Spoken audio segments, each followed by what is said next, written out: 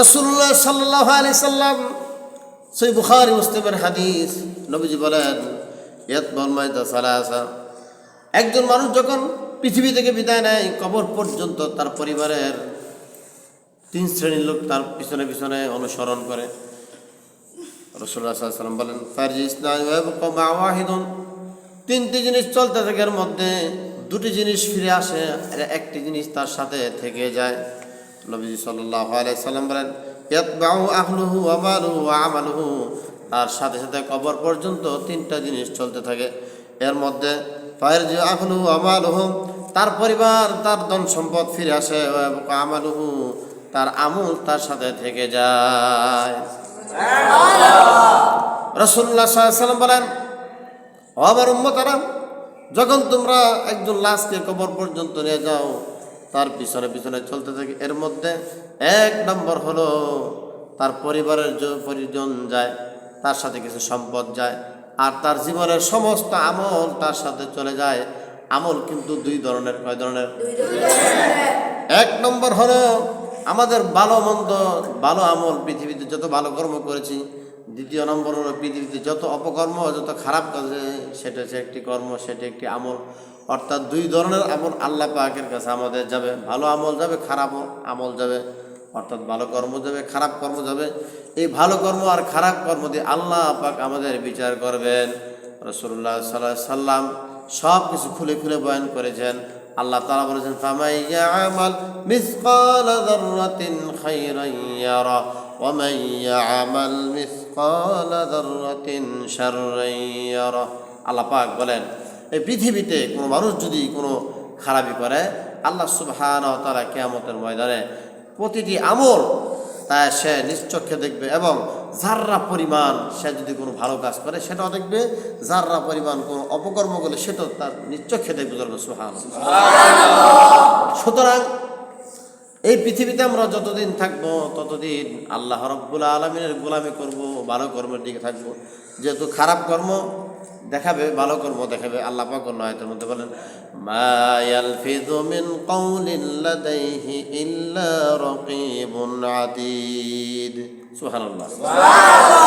আল্লাহ পাক বলেন যে এই পৃথিবীতে আমরা যা করি, আমাদের জবান দিয়ে যা শব্দ বের হয় সাথে সাথে তার রেকর্ডিং হয়ে যায়। শুধু রেকর্ডিং না, ভিডিও আকারে সব রেকর্ডিং হবে। কিয়ামতের দিন কোনো লোক যদি বাটপারি করতে চায়, আল্লাহর সামনে ধোঁকাবাজি করতে চায়, আল্লাহ পাক সরাসরি সব ভিডিও আকারে আমরা যা করেছি, ভালো কর্ম করেছি, খারাপ কর্ম, সব আল্লাহ পাক দেখাবে। সম্মানিত হাজিরিন, এই জন্য কোনো অবস্থাতেই আমরা বিন্দু মাত্র খারাপ কাজে যাব না। যাররা বলতে যাররার ব্যাখ্যা মুফাসসিরগণ দিয়েছেন যে আমরা সকালবেলা যখন সূর্য উঠে এই ঘরের অথবা জানালার ফাঁকা দিয়ে যখন যে আলো আসে, এর মধ্যে ছোট ছোট বালিকণার মতো যেই দেখা যায়, বিন্দু বিন্দু দেখা যায়, এটাকে জাররা বলা হয়। আল্লাহ বুঝেন জাররা পরিমাণটা কত ছোট।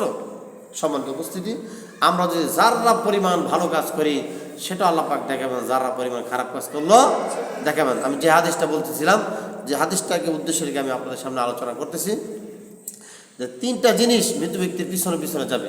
এর বলছিলাম পরিবারের পরিজন যাবে, এবং তার ধন সম্পদের মধ্যে কিছু অংশ যাবে। আরেকটা হলো তার জীবনের সমস্ত ভালো মন্দ কাজ, ভালো আমল, খারাপ আমল। আমলের 2টা দিক। কয়টা দিক? 2টা। খারাপ আমল, ভালো আমল।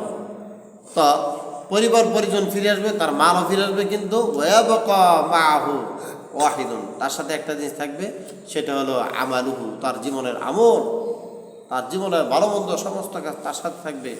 কবরে যাওয়ার সাথে সাথে তাকে এই বিষয়ে জিজ্ঞাসা করা হবে। সম্মানিত উপস্থিতি, আল্লাহ রাসূল সাল্লাল্লাহু আলাইহি সাল্লাম যে কথা বলেছেন যে এখানে পরিবার পরিজন আত্মীয় স্বজন বুঝলাম এটা, কিন্তু মালটা কি?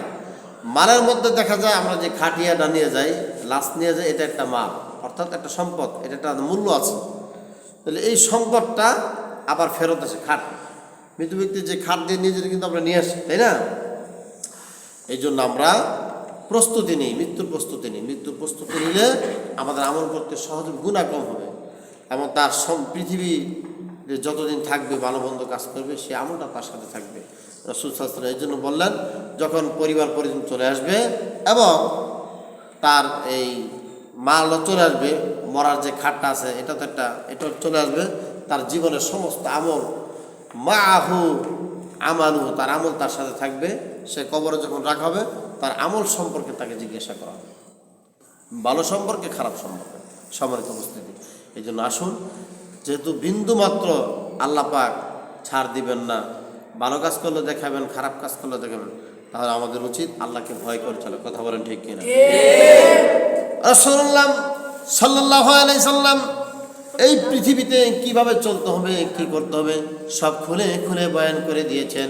এই জন্য আসুন আল্লাহ পাক রব্বুল আলামিনের সন্তুষ্ট চিত্তে আমাদের জীবনকে আমরা গঠন করে ফেলি।